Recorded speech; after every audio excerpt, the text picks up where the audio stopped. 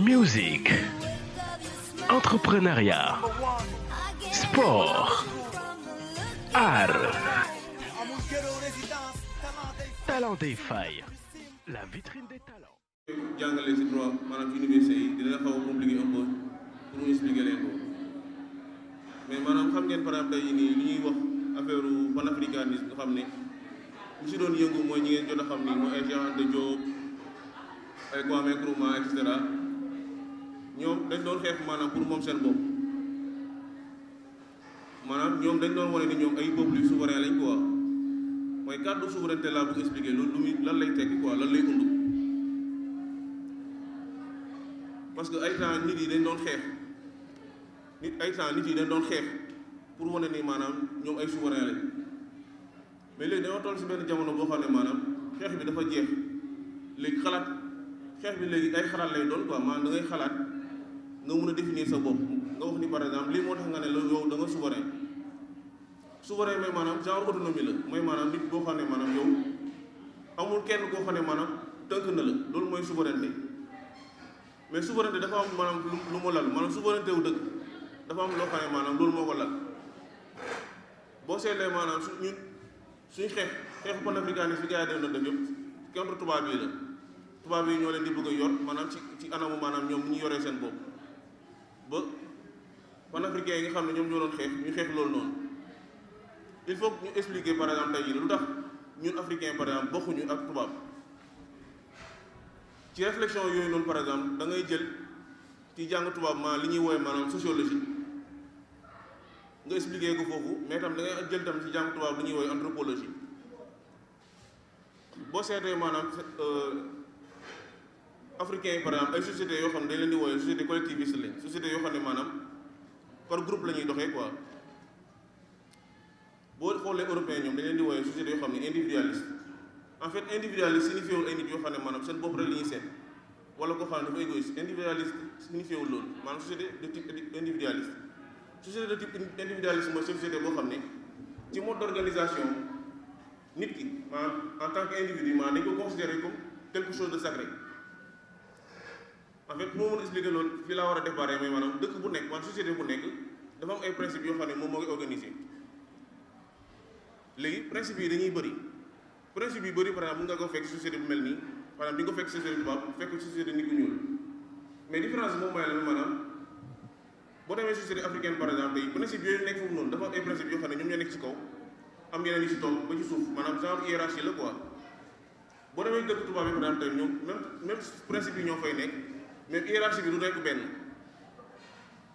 si ngeen comprendre leen bu léegi si hiérarchie boobu noonu fu la type d'organisation bi di wutee maanaam tey jii nii boo jëlee société tubaab bi dañoo considéré nit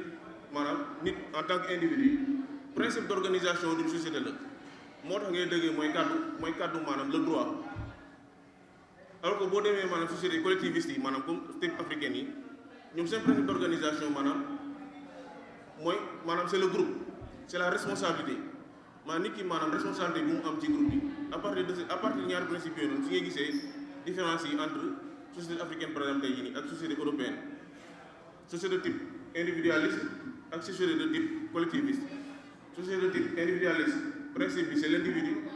alors que société de type collectiviste principe bi c'est la responsabilité boo gisee l'organisation maanaam tey jii nii organisation boo xam ne basée sur la solidarité parce que société yëpp dafa am ay organisation yu bëri yu fii nekk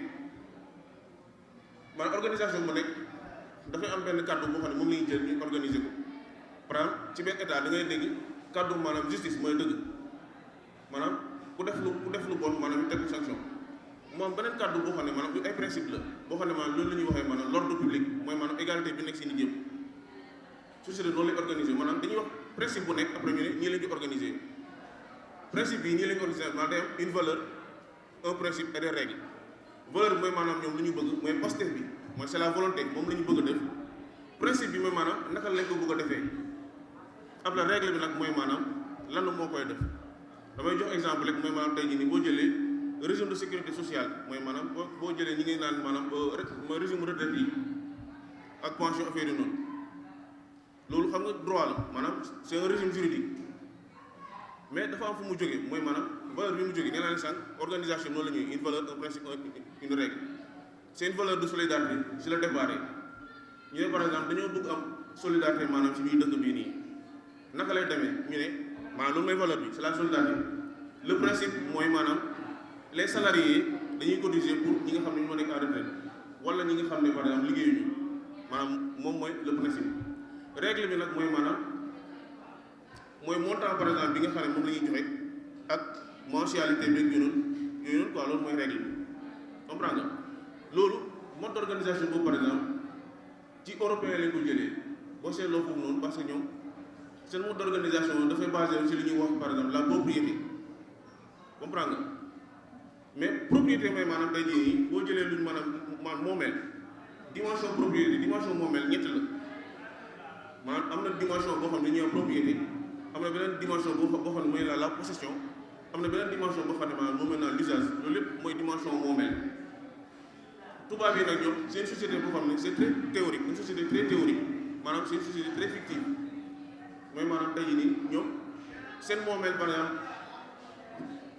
ak maanaam titre comme ay xaalis yooyu wala ay contrat mën na koo wane comprendre nga mais Afrique fii nii suñu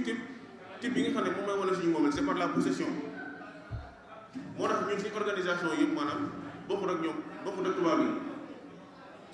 boo jëlee par exemple même type de valeur par exemple tey jii nii en Afrique maanaam solidarité ñu ngi koy defee en Afrique fii par exemple tey jii nii bu ma jëlee par exemple benn société bu mel ne comme société Joola bi nga xam ne moom laa gën a xam du ngay gis rek ni ñaari sociétés yi bokkuñu parce que benn bu nekk ak ñu nga bindoo boo jëlee société par exemple mel africaine wala société particulièrement société Joola ñoom ñii la ñuy organiser maanaam principe de solidarité ñi yor maanaam ñi yor ñoom ñooy jox ñi nga xam ne ñoom ñoo yor parce que par exemple fii nii Afrique rationalité maanaam yu am diggante moomeel mooy maanaam yor la mooy souvent parce que suñu patrimoine souvent droit naturel la mooy maanaam droit boo xam ne dafa porté si des choses maanaam yoo xam ne c'est naturel comme ay mango récolte parce que foncièrement ñu dañoo nekk ay sociétés yoo xam ne traditionnaliste quoi mais de manière cultivateur lañ par exemple mooy yu liggéey la terre moo tax suñu droit dafa nekk un droit naturel mooy maanaam droit boo xam ne dafay porter sur une chose naturelle comme nga ne la récolte li nga bay nga am ci droit mais li gën a tax ba société africaine mu nekk droit naturel mooy maanaam droit naturel boobu noonu dañ koy jëlee sax ci le moyen de production mooy lan mooy maanaam sa doom yi nga xam ne ñoom nga jur si sa gañe ñoom ñoo lay bayal maanaam le droit naturel dafay basé wu ci l'objet bi nga possédé mais ci les moyens de production mooy maanaam góor gi nga xam ne góor kër gi ay doom yi nga xam ne ñoo jur si ngeñoom ñoom ñooy bay ñu moom maanaam am moomeel ci li ñu bay noonu moo tax c'est un droit naturel ci ñaari niveau moo tax ñooñu noonu par exemple ñi nga xam ne ñoo am moyen mooy ñi nga xam ne ñoom ñoo am position ñu ngi organiser maanaam ñoom dañuy jox ñi nga xam ne ñoom ñoo amul ba pare beneen règle bi mooy maanaam tey jii nii da ngay seet loo mën essayé gis ñaari niveau yi dafa am premier niveau maanaam solidarité naka lañ koy defee ñu yor ñoom ñooy jox ñu yor troisième niveau mooy règle mooy maanaam naka lañ koy defee mooy maanaam ku nekk li nga yéene sa morom nga def mais ci secret surtout ci sutural comprendre alors que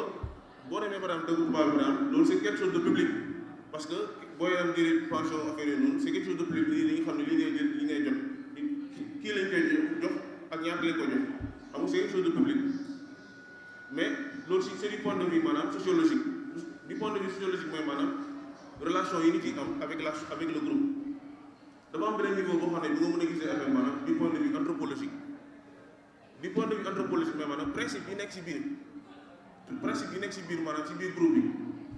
mooy maanaam kàddu yi nga xam ne moom la jàpp ni moom moo gën a importance rationalité yi bokkul par exemple entre tubaab yi ak nit yu ñuul yi par exemple dañuy nii sànq nee naa leen ni principe yi mën na am ci société bi am ci beneen société bi mais différence bi nekk ordre de hiérarchie bi nekk ci moom mais maanaam principe bii nii par exemple société collectiviste mën na nekk paix mu nekk un principe sacré alors que boo demee ci société boo xam ne société individualiste type européen mën na nekk un principe subordonné maanaam principe bu xaw a suufee buuri léegi nag boo jëlee genre principe yu mel noonu tey jii nii dafa am yoo xam ne maanaam ay kàddu yu ñëw maanaam ci européen par exemple européen si seen type d'organisation c'est basé par exemple tey jii nii par maanaam la fonction dafay ñëw alors que bu demee par exemple tey jii nii dëkk africain yi maanaam la filiation dafa am doole moo tax ngay dégg par exemple tey jii nii ngay dégg dévolution matriarcale wala dévolution patriarcale maanaam politique bi ni ñu organiser une société maanaam dafa dépendre boo demee ci dëkk tubaab bi ci la fonction comme ñu ne un ministre fonction ministérielle boo déggee fonction ministérielle mooy loolu quoi alors que boo demee dëkk tubaab bi boo ci dëkk africain yi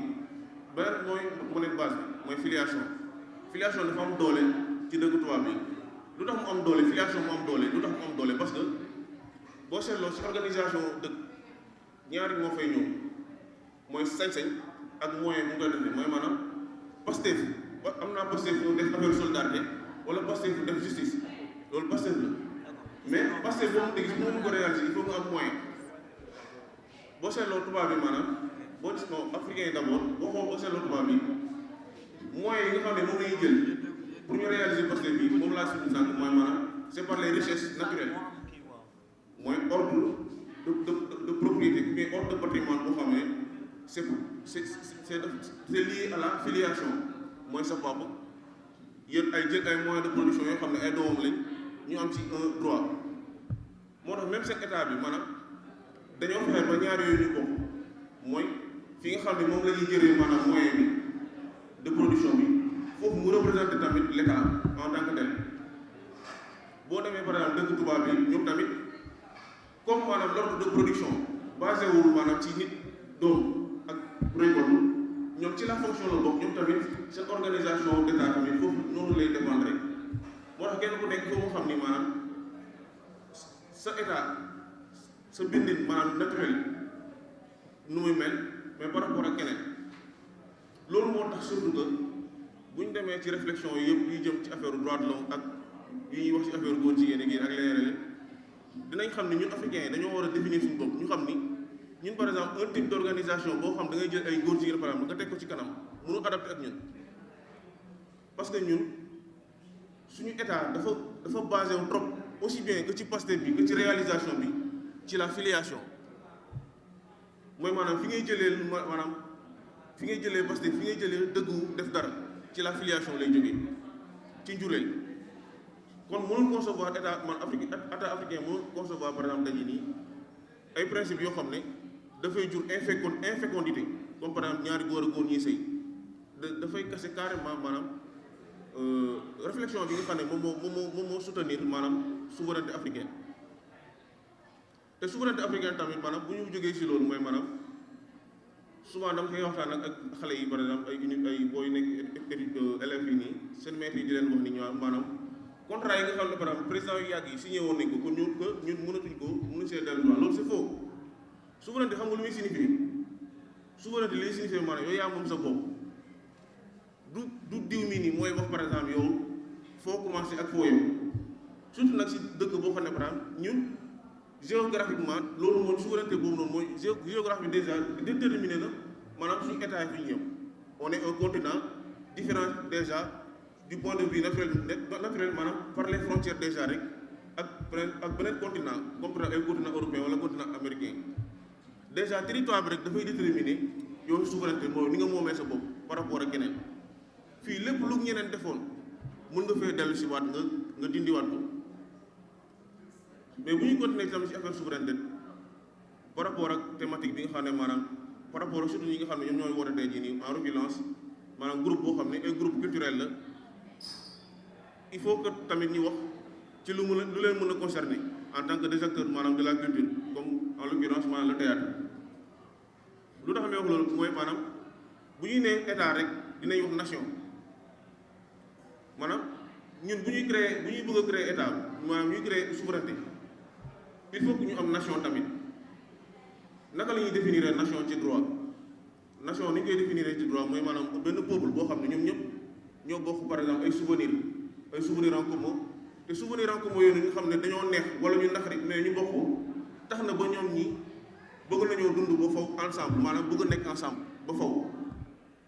boo seetloo Sénégal fii nii li nga xam ne moom moo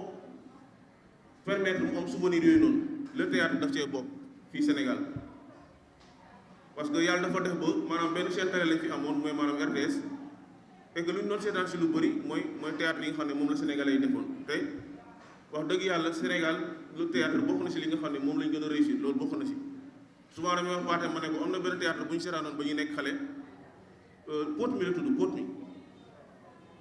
théâtre boo xam ne c'était très bien réussi aussi bien si scénario bi mais si jeu d'acteur bi c'était très bien réussi théâtre boo xam ne vraiment gars yi dañ koo réussiroon compagnie kon bu ñuy wax ci côté boobu damay waxaale xam nga booy waxee maanaam ci côté état di nga tudd ay Cheikh Anta Diop tudd ay peut-être ay Kwame Nkrumah mais boo ñëwee ci culture par exemple fii Sénégal ñi nga xam ne ñoom ñoo xaw a xeex pour loolu di nga tudd par exemple ay Djibril Diop Mambéty di nga tudd ay Ousmane Sembène Ousmane pour dire quoi pour dire que maanaam art dafa nekk loo xam ne lu très important maanaam ci benn société boo jëlee maanaam société nippon société japonaise par exemple tey jii nii li tax seen gëm-gëm ak loolu seen jàng mi gën a am doole ñu koy gën a fonk foofu noonu dafa passé par li ñuy woowee les mangas mooy seen dessin yooyu noonu ñuy def mu def ay bande dessinée affaire yooyu noonu loolu yëpp ci une forme de culture boo demee tam États-Unis tamit li tax ba li ñuy wax maanaam le sentiment de nationalité le sentiment de fierté de patriotisme mi ngi juddoo ci li ñuy woowee les comics loolu yëpp ay bande dessinée la yoo xam ne fi muy mettre en avant maanaam nit ki nu mu mën a servir dëkkam ba nit yi maanaam ñuy mën a identifier par rapport à un héros ba ñu bëgg mel noonu ñuy identifier comme américain moo tax américain tey jii nii boo ci fekk dënnam ba ci xale bu ndaw bi pour moom ñoom moom dëkk bi ñoom ñoom moom monde bi moo tax sentiment de fierté nationale sentiment de civisme sentiment de citoyenneté mën na jógee maanaam ci lépp lu jëm ci affaire art et culture ñoom Ousmane Sembène lu tax may tudd Ousmane Sembène ak Djibril Diop Mambéty mais Ousmane Sembène en particulier li ma bëgg wax mooy maanaam jàng du wees Ousmane Sembène dafa yóbbu art maanaam cinéma ak bind parce que Ousmane Sembène romancier la en même temps te Ousmane Sembène jàngutoon maanaam il avait pas fait de grandes études comme universitaires yeeg yooyu defu ko mais dafa amoon volonté chaque fois ba léegi dañuy dellu si ci la volonté mooy maanaam Pastef maanaam bëgg def dara parce que lii dafa am solo maanaam culture dafa am solo en fait culture maanaam art wala théâtre fu mu toll rek ñi koy jëfee ñoom ñoo ko tollal foofu mooy maanaam bu art bi yéegee ba sa kaw a kaw ñi koy jëfee kon ñoo ko mën a yóbbu Ousmane Sembène da doon fréquenter maanaam des hommes de lettres des gens très ay intellectuels fu la doon dem di jàng maanaam art de l'écriture bind parce que il faut man par exemple personnellement man j'ai été très imprégné par la culture man ba ma amee sama master 2 après dama dem defi ji une formation en audiovisuel même ay écriture cinématographique yooyu dama kaa jàng avant boobu sax dama doon fréquenter benn club de cinéma à l'université Ciné UCAD lañ ko doon wooyee benn professeur Abdou Aziz Boy moo ñu doon encadré ci affaire cinéma pour vous dire que man art ak ay théâtre nii lu ma fonk la ba may nekk booy sax ba may nekk ay maîtrise ak yooyu noonu dama doon wax ni par exemple bu ma demoon ba nekk ay magistrat xëy na peut-être même sax bu ma yàlla dimbale ma nekk magistrat damay exercer tuuti mais ma dem nekk réalisateur film loolu dafa ma nekkoon parce que dama xam niveau boobu noonu niveau culture niveau ay yooyu noonu fu mu nekk nu mu amee doole maanaam ci construction de la personnalité wu société bi ci construction personnalité bi mais ci construction le citoyen dafa am sens ba léegi maanaam ci aar yeeg yooyu noonu africains yi loolu bokk na si lu ñu gën a réussir moo tax dama leen di jox exemple maanaam bu ma naree citer ci sur le plan politique ay Cheikh Anta Diop ay Kwame Nkrumah sur le plan culturel damay citer ay Sembène Ousmane ay Djibril Diop Mambéty ma leen koy jox comme royukaay ngeen war cee roy pour ngeen mën a perfectionner seen art tout le temps fu ngeen mënta nekk parce que art dafa am njëriñ dafa am solo lu bëri ci message yi nga xam ne yooyu leen bëgg a véhiculer pour que suñ dëkk bi mu mën a jëm kanam mën a jaaree foofu noonu il faut très souvent ngeen def ay ni ngay wax ay vidéo yoo xam ne def ay projection mais entre yéen association laa leen di jox waa dama koy wax souvent ay partenaires parce que partenaires dañuy fréquenter de très souvent dama koy def newoon naa ko sax pour ngeen visionner Pout mi mais pourquoi pas sax ngeen def Pout mi maanaam remix quoi parce que américain par exemple ñoom américains yi mooy film seen film culture loolu la ñuy naan ay film culture film culture yu yàggee mooy yoo xam ne dañ ko defoon ay 1930 1933 dañ koy def remake def ko ay ay années yi passé affaire yi noonu dañ koy def remake pourquoi pas mais ngeen defaat ngeen dóoraat pot mi parce que pot mi c'était bien très bien fait aussi bien dans le scénario que dans le jeu d'acteur boobu il faut ngeen seetaan ko ngeen visualiser ngeen gis gars yi fi ñu tolloon sincèrement Sénégal bokkoon en tout cas loolu bokk na si lu ñu gën a réussir maanaam culture ay théâtre ak yeneen te moom loolu man dama kaa fonk parce que ci li may wax ne ñun ay souverainiste lañ ñu suñu judd suñu pap nekk militaire kon ñun kàddu souveraineté rek la ñuy tudd te ci biir souveraineté maanaam la nation de ses bopp maanaam ngay gëm sa bopp ngay gëm ni maanaam dëkk bi nga bopp te loolu sentiment moo ko éveillé mooy maanaam tey jii nii bu ngeen yeewoo ñu ñëpp ngeen di waxtaanee ci benn théâtre par exemple imaginons ci benn pièce théâtre boo xam ne yéen ñëpp yéen a ko seetaanandoo bi Sénégal loolu dafay bokk ci sentiment national bi nga xam ne moom mooy éveillé nit yi yóbbu leen ci bëgg seen réew bëgg seen gox di xeex pour réew boobu noonu si ngeen comprendre leen bëgg moo tax dama koy dellusiwaat jël leen exemple ci Sembène Ousmane ak Djibril Diop Mambéry boo seetloo sax mais du ma yem si ñooñu kese damay tudd du ma yem si ñooñu kese parce que ay Moussa Sène Absa ñu ngi fii ay Mansour Sora Wade ay Moussa Sène Absa avec le prix du pardon ay Mansour Sora Wade boo seetloo sax li ñuy wax étalonnage si ay cinéma ak yooyu noonu ñoom dafa am benn touche buñ ci indi maanaam boo seetaanee film le prix du pardon tey jii bu Mansour Sora Wade tey jii nii wala Maram Brouwen bu Djibril bu kii ni ñu koy waxee sax bu Moussa Sène Absa day gis ni maanaam couleur bi parce que booy réaliser quelque chose d'audiovisuel quelque chose la couleur dafay participer ci perception bi le spectateur di am ci production bi nga def noonu la couleur da ciy am da ciy participer man lu ma leen wax dama si xam te lu bëri parce que def naa formation bu mel noonu te même sur le plan sentimental parce que booy def dara da nga bëgg a jouer avec le sentiment du spectateur da nga bëgg jouer avec le sentiment du spectateur kon les couleurs il faut ngeen xam ko bu ngeen defoon ay vidéo ak leneen il faut ngeen xam ni couleurs yi par exemple da see bokk pour loolu yëpp maanaam ngeen sóoraale ko si gëstu bu ngeen di gëstu def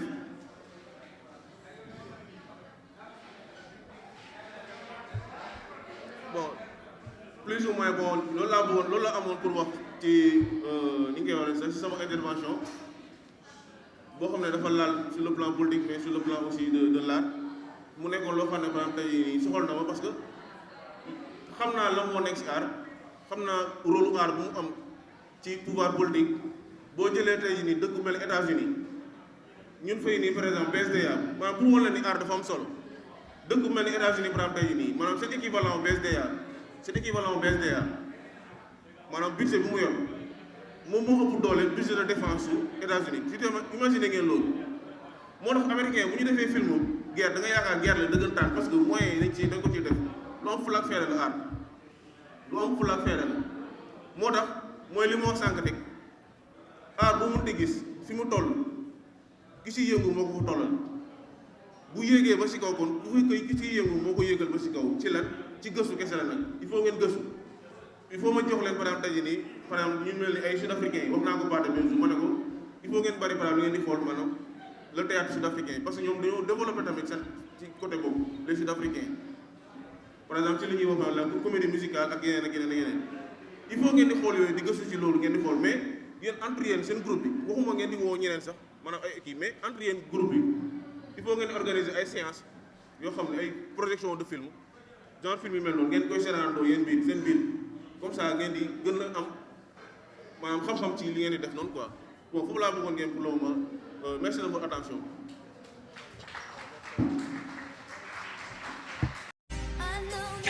Musique, entrepreneuriat, sport, art, talent des failles.